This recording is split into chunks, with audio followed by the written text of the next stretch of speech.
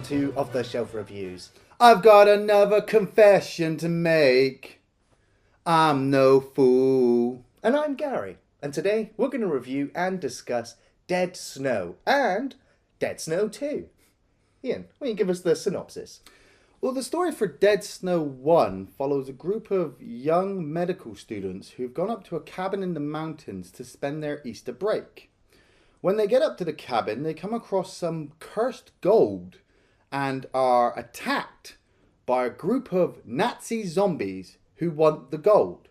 The Nazi zombies are killing anybody and everything that comes upon their mountain, and so it comes down to the students to try and defend themselves before they're all torn to pieces.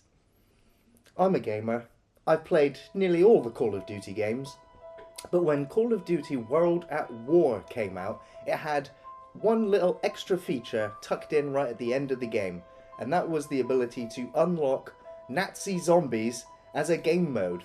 And at the time, I thought that was pretty fucking genius, because zombies are a staple of video games, whether people like it or not. They're not going anywhere, they'll just keep coming back. And then the idea spawned, obviously, the idea for Nazi zombies in a movie, and the Norwegians got there first. And this is a Norwegian film from director Tommy Wirkola, who also wrote the film and would also go on to direct its sequel. And I have to say that I saw this film the moment that it came out, and I enjoyed the gore effects, but in memory, I was kind of like, it's probably one of those zombie films that was all right, that I would never watch again. Yeah, I was kind of the same. As soon as I saw the trailer for Dead Snow and Nazi zombies, I was like, oh, I gotta get in on this. I gotta find out what the fuck this is all about. And yet, when it came out in 2009, at the end of it, I was like, meh. For me, tonally, Dead Snow 1 goes all over the place. I mean, I know it's a horror movie and it's got Nazi zombies in it and it's got a bunch of teens going to a cabin, and I've seen enough of these films that you're just like, ha, oh, those teens are going to get torn to pieces. Well, I like the fact that the characters in this film are almost self-referential, and the fact that there is a character who is very fond of horror movies. Yes. And they even joke about, how many horror movies start with a bunch of kids with no cell phone reception going to a cabin? Exactly, yes. And, you know, you've got your typical tropes. You've got the boyfriend and the girlfriend there. You've got this spare girl who, you know, is just wanting to get laid, and she likes films as well. And weirdly enough, you start to get drawn into these characters. You don't really know all their names, but you can kind of recognize them. You've got the dumb ditzy blonde, and you've got this wisecracking mate, and you've got the film reference guy. And so you start to get attached to them, and then they start doing really dumb things. So you're just like, here they go. They're going to go out into the darkness in the snow, and they're going to get torn to pieces. And then the zombies turn up, and you're just like, okay, I want the young adults to start kicking the ass off the zombies. And the zombies start getting their asses handed to them, and you're like, okay, am I supposed to support the teens? Am I supposed to just be watching the gore? You know, I get really confused if the Nazi zombies are immortal. Because they get their heads smashed in, and their guts ripped out, and they get torn apart. And then their Commander Herzog, just goes, "Roar!" And they all come back to life. And you're like, oh, fuck. Well, it's actually really about an hour into this hour-and-a-half movie before the action really starts. Yeah. There's little bits of horror leading up to it, but it's really the last half an hour that you're waiting to see when you watch this film. Interestingly, yes, these creatures are zombies, as we know them in the traditional sense, but they are also very much influenced by Norse mythology of Drugers. Yeah. Who I also remember from the Elder Scrolls games as undead guardsmen of crypts holding treasure. And Drugers are usually reanimated to protect their stolen treasure from anyone that would come and take it. And so, yeah, they are the kind of magical zombies. Yeah. So they're not the flesh-eating, brain-dead zombies that we know, but they are under the influence of a commanding officer, as it is in Dead Snow. And I really like that extra slant to these zombies, so that shooting them in the head just isn't going to be enough. Well, it stops them. Shooting them in the head stops them, but you've got to like in Evil Dead, you've got to fully dismember them because they will just get right back up again. Some of the sequences, though, I mean, there's a sequence in it where the group have obviously been attacked in the cabin and they decide to split up. And so you've got two girls who go running for the woods and you've got the two guys who go up into the mountains to lure the zombies all to them, which, fine, that's a great plan. But this is what I mean, the tone just kind of shifts all over the place, is that when you're following the two girls, they're getting really emotional that they're not going to make it to where they got to go. And one of the girls, Hannah, she's telling her friend, look, you know, we're going to make it, but we need to split up. If any of us are going to get out of here, we need to get to the car. And you start to feel emotional because the blonde girl doesn't want to be left on her own. After that sequence, it switches back to the two main guys back at the cabin. And there's a funny sequence where one of them lobs a Molotov at the wall of the cabin and sets the cabin on fire. Cast!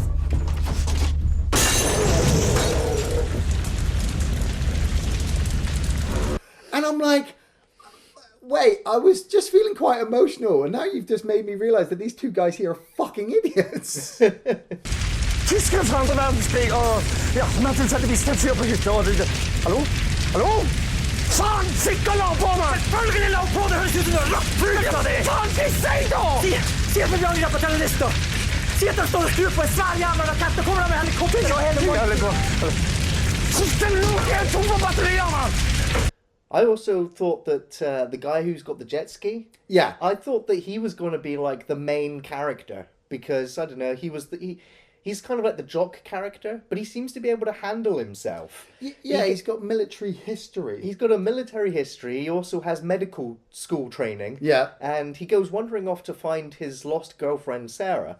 And he ends up wandering into a cave in the snow, and he finds the Nazi swastika up on the ceiling, finds a bunch of World War II German soldier helmets. Yeah. Before he finds the decapitated head of his girlfriend. And it's literally at this point that when he gets knocked back out of the cave, that we get to see our first full-on frontal shot of one of these Nazi zombies. And I kind of like the fight scene that ensues. Of course, he does get the upper hand, but then he's chased by additional Nazi zombies, and he ends up getting knocked off the cliffside, and he ends up hanging by the intestines of another zombie while another zombie is climbing up him and takes a bite out of his neck. I'm like, this guy is done for. Yeah. But it cuts back to him later on after he's taken the fall and he's got the bite to his neck and you see him stitching it up. Yeah. And then he gets the mounted machine gun that he puts on his jet ski and he turns up towards the end of the film to mow down the rest of the zombies.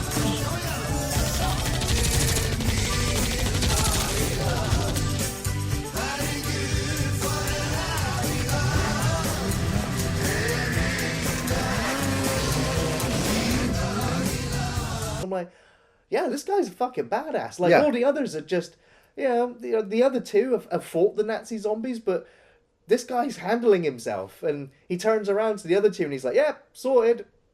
And then all the zombies come out of the ground and... and he's done for. And I'm like, great, so we've just got these two yahoos left.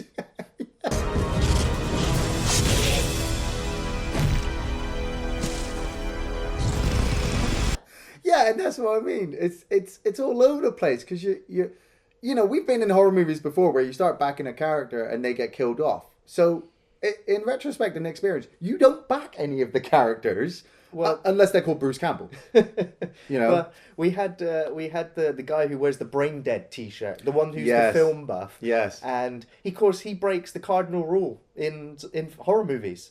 He goes out into the bathroom and has sex with the other girl. Oh God. He wipes his ass, and then she comes in and starts sucking on his fingers. The hand that he used to wipe his ass, and he's telling her no, and she's sucking on his fingers, and you're like, oh my God. Oh my God. I feel sick. I feel sick. Yeah, Erland is the film reference guy, and yeah, I kind of felt good for him because, you know, he's the nerdy film guy who probably doesn't really get a lot of girls like that because he's rude and crass and all that kind of stuff. But yeah, he turns up here and he gets laid. He also gets his fucking head ripped open and his brain pulled out.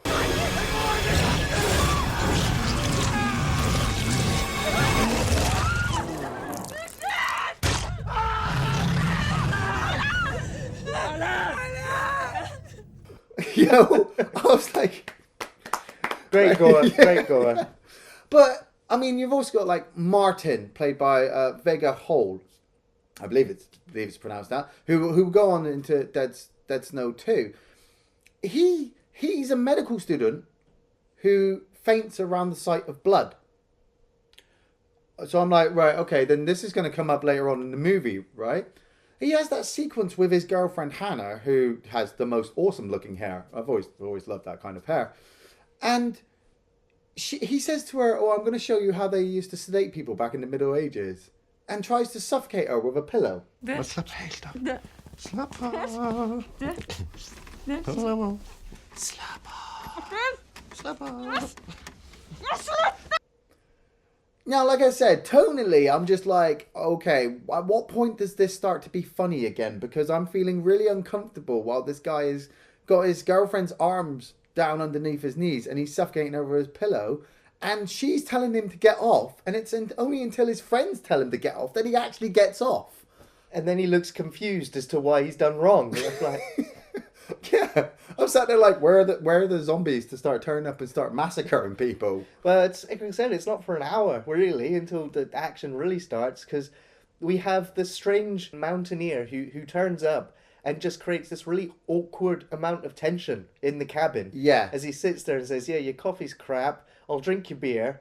And then, you have to have the exposition. You have to have the reason for what's going on. And for about 5 minutes, he explains that there was this World War II group of German soldiers that stole this gold and came up to the mountain and froze to death. Yeah. And there's an evil, but I've got to be going now. Yeah, they stole all the gold from the villagers. The very gold that's in a hole underneath this hut. So I sit there going, right, okay, so somebody dug a hole and put the gold into the hole, then built a hut on top of it, and then excavated that hole so that they could use it to freeze their beer. Or somebody found the gold, took it to that cabin, and then got killed by the Nazi zombies. But then why did the Nazi zombies come back? Because it got moved again? Maybe they liked it being there? They've always been alive? Was the gold in their cave? How did Sarah's backpack get to the cabin when she never did? Yeah. See, that's what. If somebody stole the gold from their cave and brought it to the cabin, then she's turned up to the cabin, realised the zombies are there, dropped their backpack, fucked off, got killed, and then they've taken her head back to the cave, but never thought about going back to the cabin and checking the cabin or burning it to the ground just for the gold. And they go and kill the Norwegian mountaineer. Yeah. For me, some of the things in this film just feels like they had an idea, and then at certain points they looked back at it and went, hang on a minute, this doesn't flow right, that doesn't flow right. So like you've got Sarah who gets killed at the beginning, so you know right from the beginning that there's Nazi zombies because you see her getting torn apart. The stinger, of course. Yeah, but if you didn't have that and started the film just from the title sequence Dead Snow, it would probably have flowed a little bit better. But like I said, tonally, 1 minute I'm laughing, the next minute I'm feeling, like it's serious. Then the next minute it's brought me back up again. I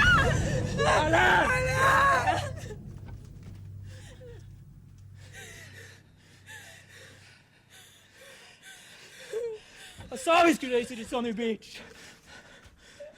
I mean, the opening of the film does everything that it can to set you up that this is a horror comedy with the Hall of the Mountain King playing in the background. Yeah. And when she's looking around and all of a sudden the music cuts out.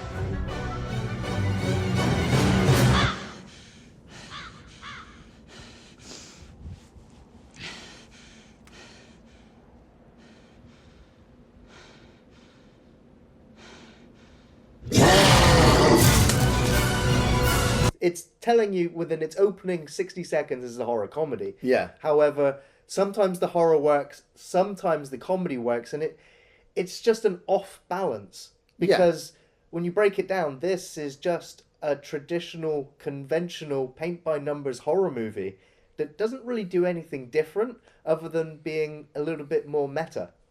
Yeah, maybe a little bit more indie, The mountains are beautiful. Absolutely. The forest, the snow, the cabin, the darkness at night. I mean, I really love that sequence with the mountaineer. Him sitting in his tent, just alone on the mountains. That's really, really good.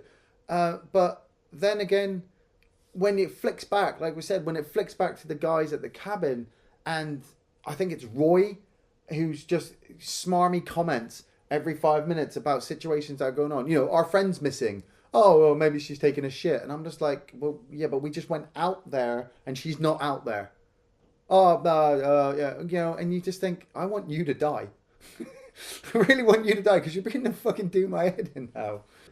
As we said, all the characters in the film are pretty much stereotypical, but they do at least have some moments of personality which can kind of make you feel related to them so that you do care when they die. Yeah. I do like the scene near the beginning where he does talk about the different horror movies where characters go, and they mentioned that none of those characters in those films would even have cell phones because they didn't exist then. Yeah. And I like the fact that she's trying to warm him up, and she's like, well, how about April Fool's Day from 1984? Yeah. And, you know, even though April Fool's Day came out in 1986, I kind of like the fact that she's wrong because she's trying to impress him. Yes. Even though she is wrong. And I like those little moments. It does, as we've said, it just builds up into a crazy, batshit, what the fuck, Nazi zombies killing people. And when it's down to the last two guys fighting the horde of zombies, and the shots of the Nazi zombies bursting up out of the snow is just brilliant. I absolutely love that. When he gets the chainsaw and just starts mowing through them. Brilliant. The other guy's got an axe. Yeah. Just love that stuff. I also really like the scene where Martin's girlfriend has run off and she climbs up a tree. And there's two zombies trying to find her. But she's climbed up right in front of a nest, a bird's nest. And that bird, the crow I think it is, comes flying back at her and starts making noise. So she grabs it, bangs it against the tree to kill it. And she's like, well, hopefully they didn't hear that.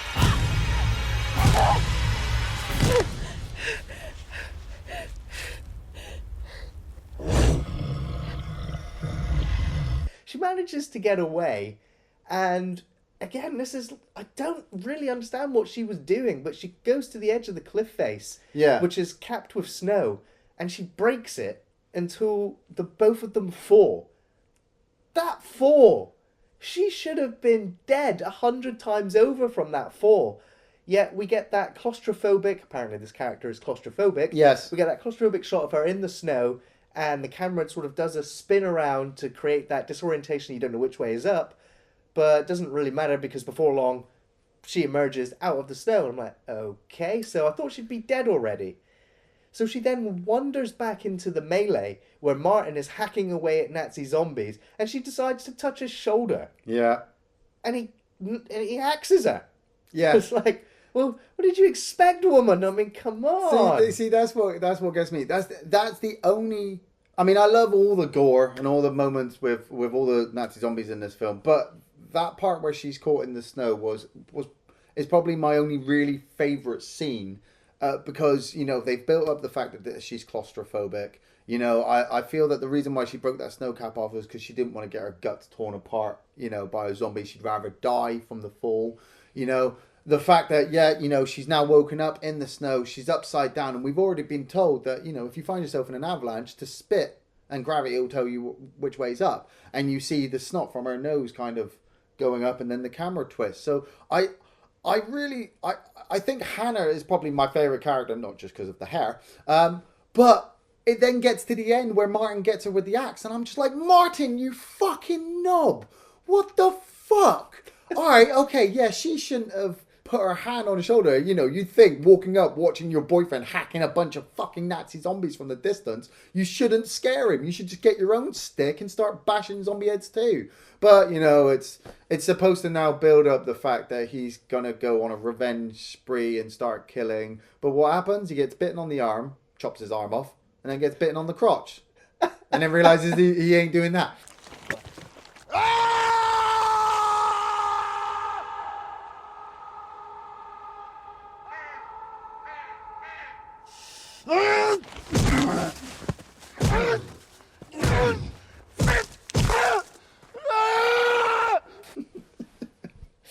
That is that is the best part in the film. That's the funniest part in the film, where his mate just looks at him like, "You're gonna cut your dick off now."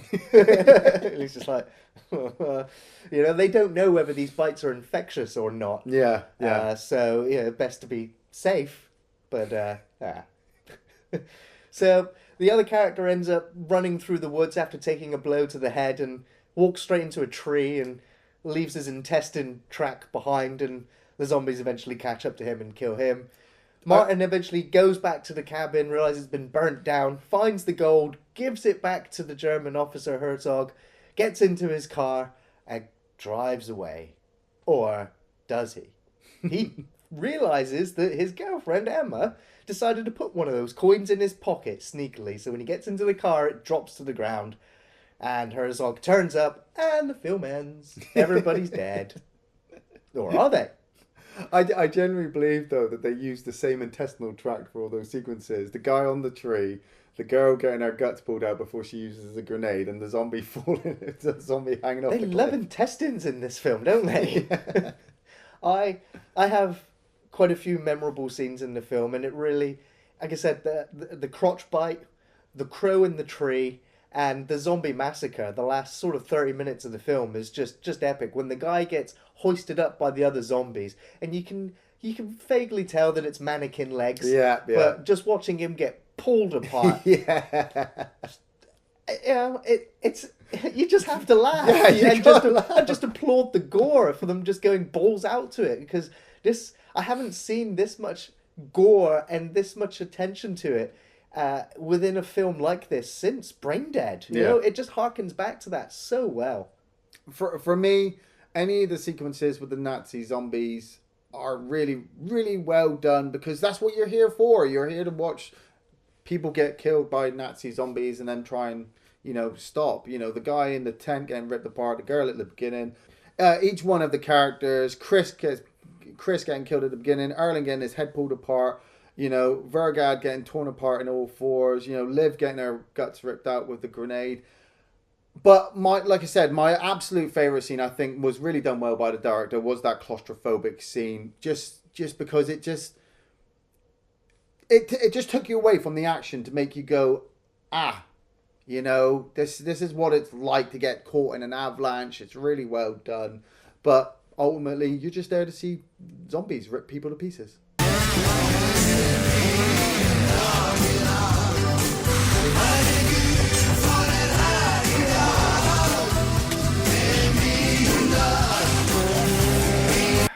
I find it really hard to recommend Dead Snow. I can only recommend it to fans of the Evil Dead films, to Peter Jackson's Brain Dead or Bad Taste. It's a very tried and tested formula, as the characters in the film were even aware of, and it does take a long time to get to the really gory parts. So, and it does turn into an amazing splatter film, but you have to get through so much drudgery and character development, which isn't really that good character development. And so it's I can only really recommend it partially, and if you caught me on a different day, I would probably say it's an interesting film if you've got the time for it and you're a fan of that genre, but otherwise probably skip it. Yeah, me too. This one, like I said, tonally, all over the freaking place. 1 minute you're down, the next minute you're up, and you haven't got time to really, enjoy the scenes for what they're trying to convey to you. I recommend it if you are a fan of zombie films and you haven't seen it. But like I said, just be aware. You may get halfway through it and be like, this is boring the shit out of me and I don't know how I feel. And when's the zombies going to turn up? And there's 100 reasons to not watch it. But there is definitely one reason to watch it.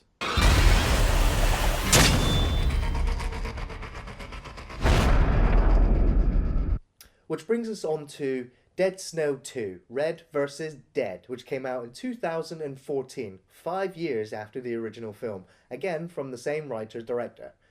Iain, why don't you give us the synopsis for Dead Snow 2? Well, we follow Martin, who has miraculously survived the end of Dead Snow 1. He has had Herzog's arm put back onto his own missing limb and has realised that not only does it give him super strength and has a mind of its own and wants to kill people, it can also resurrect the dead. Herzog at this point has come to realise that he has to accomplish his mission given to him by Adolf Hitler, and that is to wipe out a small Norwegian town. Herzog decides to raise up his own zombie army and face Martin for one final battle. I knew that Dead Snow 2 had came out. I'd seen Dead Snow, and I was just like, Dead Snow was only okay, really. Yeah. And so I had no interest in watching Dead Snow 2, no matter what anyone told me. I wasn't excited for it. I wasn't hyped about it. I was kind of dreading having to watch it. Though the budget has definitely increased for this film, so much so that they shot it twice. They shot a Norwegian version and an actual English version instead of it just being dubbed like the first one was. And yeah, they brought back the same actor to reprise the role of Martin, who is the most unlikely surviving character in a horror movie you could think of. Yet he does look quite a bit different after these 5 years have passed, especially in the hair and in the jawline. And I love the fact that it does take place instantly after the last film, with him in the car battling with Herzog at his window before he tears his arm off and drives away, before he ends up in the hospital.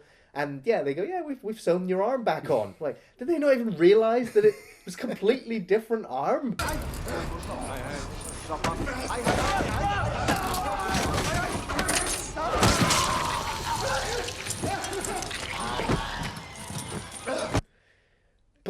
And then we definitely get a sense of how tonally skewed this film is going to be compared to its predecessor.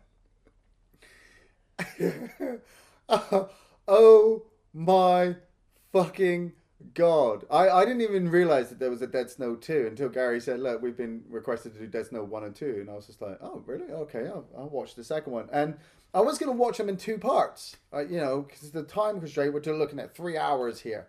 But I just got through Dead Snow 1 and I thought, well, I'll just watch the first 20 minutes of Dead Snow 2, see what it's like, and then, if it's good, I'll get into it. If not, I'll save it. And like I said, the first one, tonally, it was all over the place. I couldn't get with it. This one, it's just fucking off the wall, goofy stupidity for the sake of... It's the comedy that they should have really gone with in the first one, put in this one, and this one is awesome.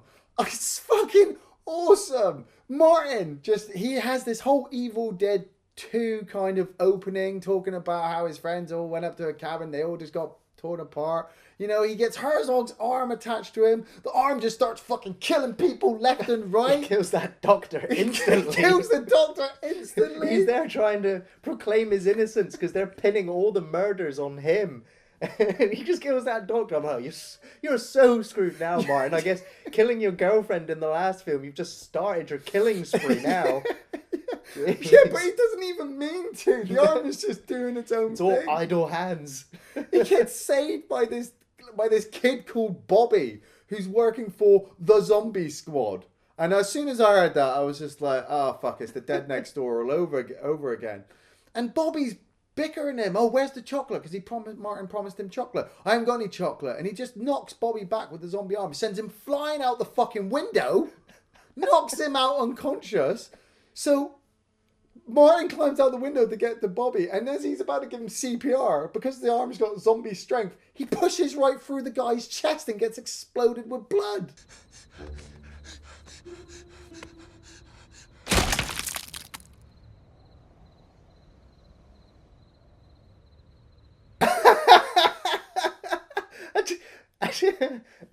You just don't expect it. You just don't. I mean, it gets even better. Herzog, he was a badass in the first one. Oh, yes. But give this man a group of Nazi zombies and fucking innocent bystanders, you ain't standing a chance. He will kill everything and everybody. Old couples getting annihilated. What was it? The old man. Oh my God, the old man sat in his home looking at a picture in the paper. Honey, tonight you're going to have to take out your teeth because I'm looking to get some head. And Herzog throws his head onto the guy's chest. And he's like, what the fuck? And then beats him to death with a fucking hammer. Oh, I just remembered him trying to do the Stig Heil. Stig Heil.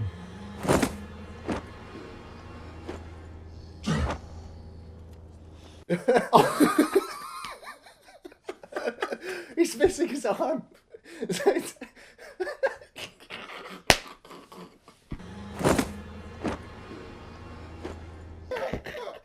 I can't keep a straight face. This film cracked me up so bad. The comedy was spot on with this movie. You know, Martin does not want to kill people, but the arm has just got a mind of its own and is just killing people left or right. Herzog is just wanting to fucking massacre and maim everybody, and now he's got the power to bring people back as Nazi zombies. People are getting up off the floor, blood dripping from their mouths, going Sieg Heil, and you're like, oh fuck. I love the scene where he turns up to this town and there's a priest who comes out and he's just like, yeah, I just married this couple off. You should have seen her. She was hot. Made me wish I wasn't a priest. Like, Herzog's like, yeah, okay, I'm going to chase you into the church. And I love the cinematography. It does the whole camera trick where it distorts the image, you know, the Jaws shot. Yeah. And I just love that effect of, it's like, well, can he enter a church? No, fuck yeah. Yeah, fuck yeah. Kills the priest, turns him. I also love the medical practitioner zombie. Oh, what the fuck are they doing with a zombie medical doctor? Well, he manages to attach an arm back onto Herzog. And it just so happens to be Martin's arm. Yeah, the spare one. And it's just crazy. So Martin ends up talking to the zombie squad. And as you said, as soon as they mention zombie squad and it introduced these American actors who were like, yeah, we're the zombie squad. We're professionals. These are not your classic textbook zombies, just hungering to feast on the flesh of man. No, these are most likely cursed zombies, awakened to reclaim something that was stolen from them, or to complete a task given to them. Yeah, we've never dealt with a zombie before, but we believe you, so we're on the first flight over to come and help you deal with the zombies. Yeah. And it was at that point that I was just like, oh no. Why? It's okay, maybe it'll work. Because, you know, I hate the Star Wars jokes in this film. I think they all fail. I was expecting something like the Hoth systems, but this is more like Endor. Monica, can you reference anything other than Star Wars? What, like Star Trek? Maybe if I can't sleep. Yeah, at least it's based on scientific theories and a dog isn't riding a starship. I have a lock on Martin. Oh, where is he? Yeah. And it annoys me, actually. But I did like the scene when they finally turn up in Norway and then they go to a tool shed or a tool store, yeah. And just the montage of them buying everything. I love the shot of the three of them stood there at the cash register. And the receipt just going and going and going.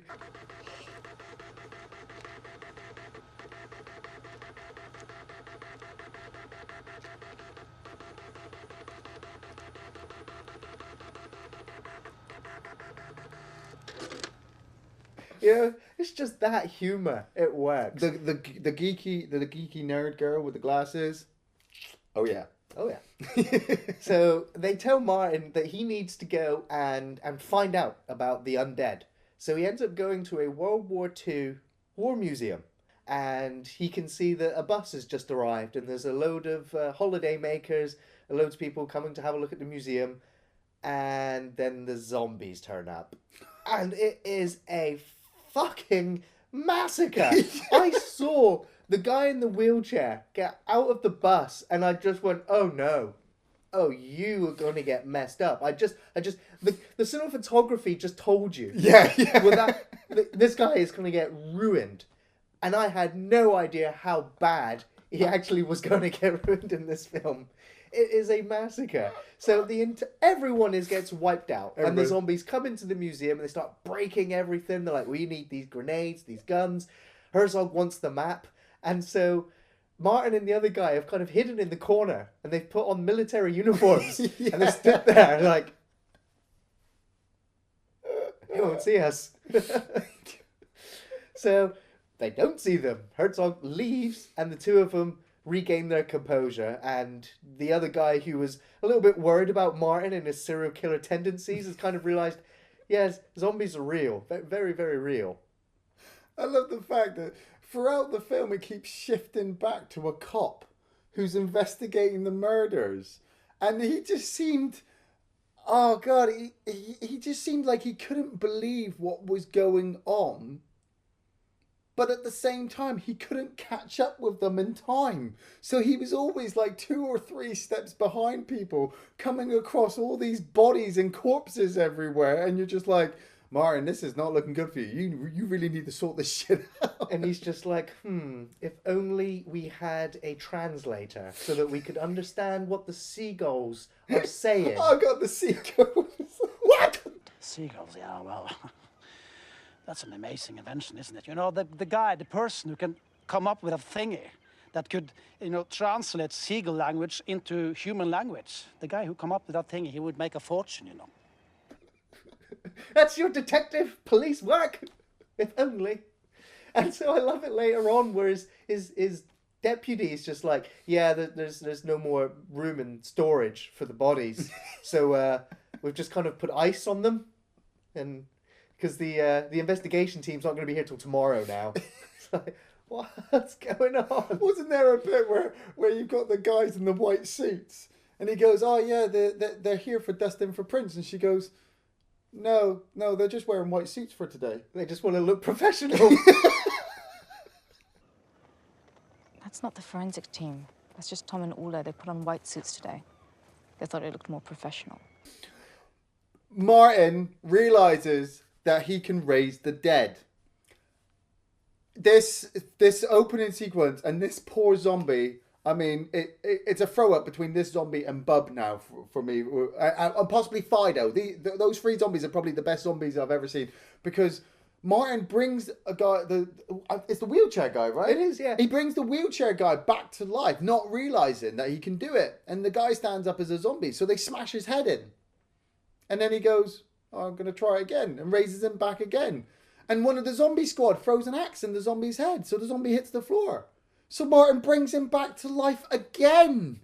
They use this poor zombie as a fucking grip for their car when it gets caught in the snow, in the mud. We need some leverage. All right, zombie, lay down. I'm just going to drive over your body and get out of the pit. You're like, what the fuck? This poor zombie is screaming his fucking head off, But it's okay, because if he dies, Martin can just bring him back. The end bit where he gets hit by the tank, I think he killed the priest. He killed the priest, and then he was all happy with himself, and then the tank hits him. Oh, God.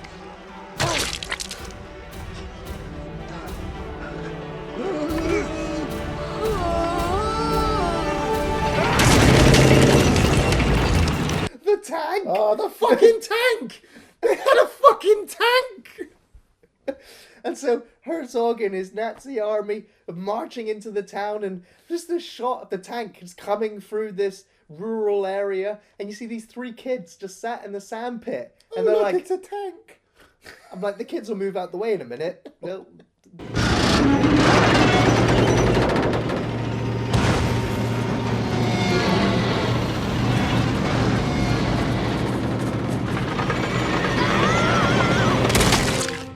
Oh no. The tank continues its rampage. I remember this quick shot of 2 women running with their prams. Oh, God, yes! Boom! The baby flying past the camera. Oh, God. I didn't know whether to be sick, offended, or just laugh until I cried. I fucking laughed all the way through. They stormed the houses. There's a couple sat in the bathroom. The woman's in the bath. The guy sat on the toilet. And they're like, oh, it's a bit early for visitors. And I love the crane camera shot just looking down at them as the Nazis just come in and just stab them and beat them with hammers. They're not there to feast anymore. They're just there to kill and maim everything. And it's brutal, and I love it.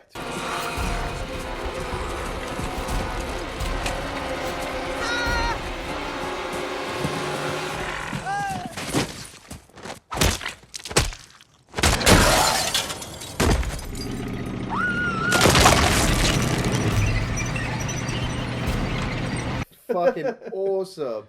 Martin and Daniel, I believe it is, who's the leader of the zombie squad, realize that they aren't going to stop Herzog's army. So they go and they raise a lost, dead squad of Russian soldiers. Who were all executed by Herzog's troops. Yeah.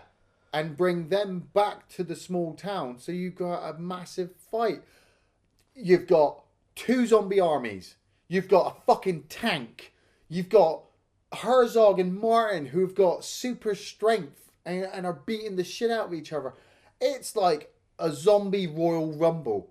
It was fucking crazy. It blew my mind that they had such great cinematography to really capture this battle, this massive skirmish. Yeah. I thought all of the fight choreography was brilliant. The gore was beyond exceptional. And it cracked me up no end when the zombies were being pulled off the front line and passed to the medic. He was stuffing hay into their stomachs and sending them back out.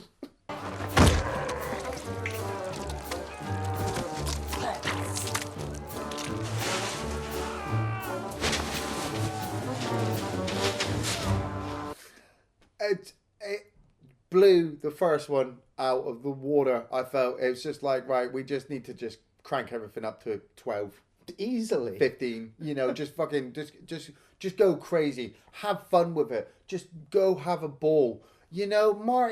Martin's character, played by Vegar, Hoel again from the first one, Martin's character is he's kind of like Ash from Evil Dead. He's just been through this horrific situation up in the cabin where all of his friends have been massacred. And now he's got a magical zombie arm attached to him and he doesn't know what to do with it apart from keep raising this one zombie over and over again. Because it's like his buddy. You've got the I'll go on a limb. I'm pretty sure he was supposed to be gay. It was a gay guy that was working in the museum that starts hanging out with Martin. And you're just like, okay, he keeps pushing it. He keeps wanting to say that he's about to be, oh, I'm telling the world I'm, and as he goes to say it, gets stabbed in the throat, and they're like, no! Fuck it, I'm just gonna say it. What? I, Ben Kenneth Toivonen,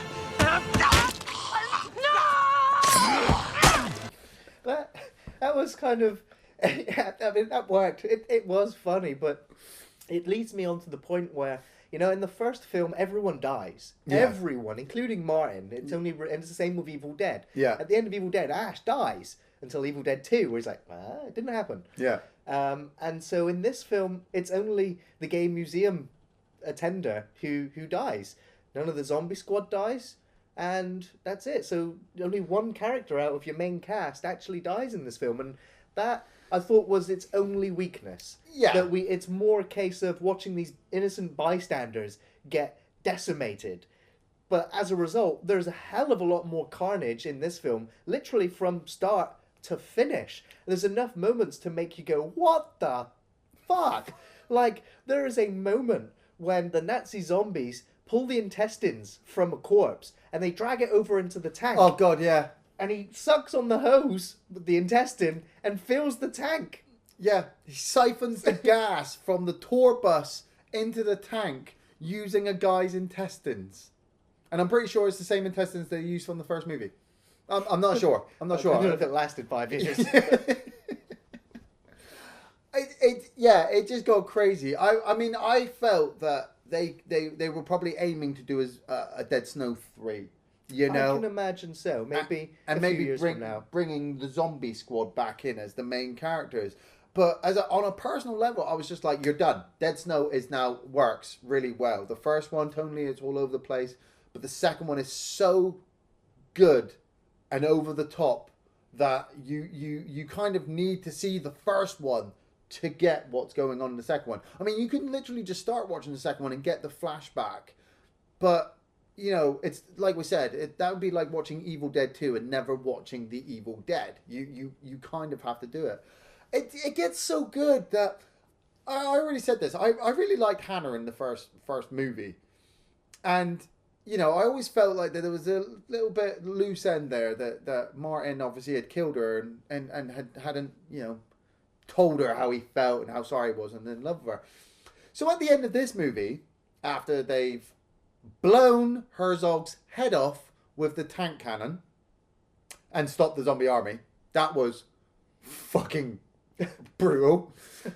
Martin, with his magical arm, goes to the cemetery where Hannah has been buried, digs her up, brings her back to life, and has sex with her in his car.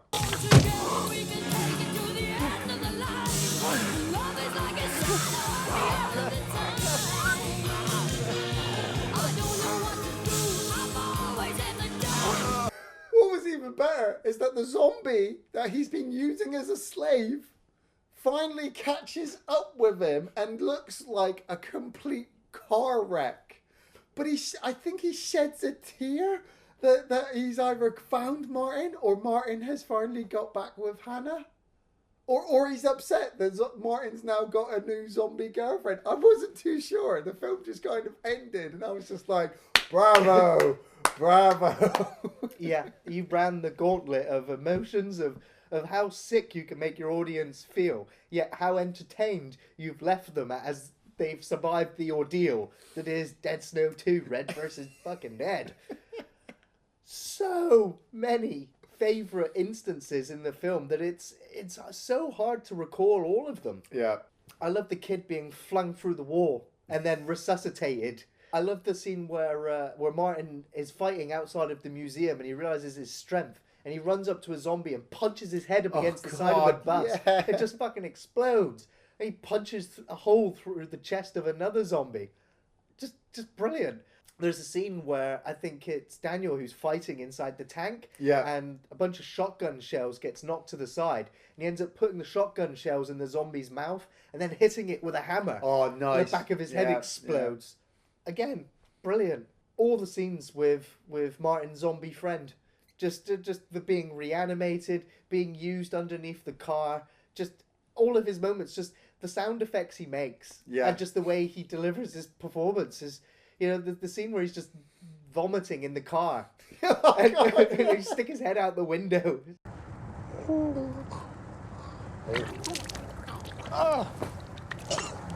my god, that is vile smelling. Like, there's so much comedy gold in this film that you're just surprised that this film has managed to surpass its original in every conceivable way. You know, this film has no story. Yeah. Really. Yeah. It's just set piece after set piece. I guess one last favourite scene is going to be the police detective, and he's just like, right, we're going to go out there and we're going to take care of business. And he throws the shotgun to the other police officer, and he does the whole thing where he rushes up to the front door and he kicks it and falls on his ass with a cramp in his leg. It's like, that's the sort of film this is.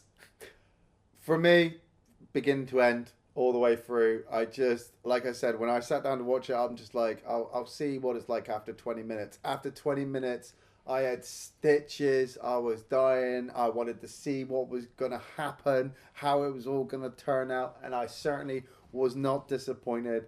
All the sequences with the Nazi zombies, the massacring of innocent people. I know this sounds really bad, but can you blame me? You know, the massacring of innocent people, bringing them back to life as Nazi zombies. Martin raising his own army, the zombie squad. I suppose for me, maybe the weakness might be the zombie squad members, but then at the same time, they were so stupid and nerdy and geeky that it worked.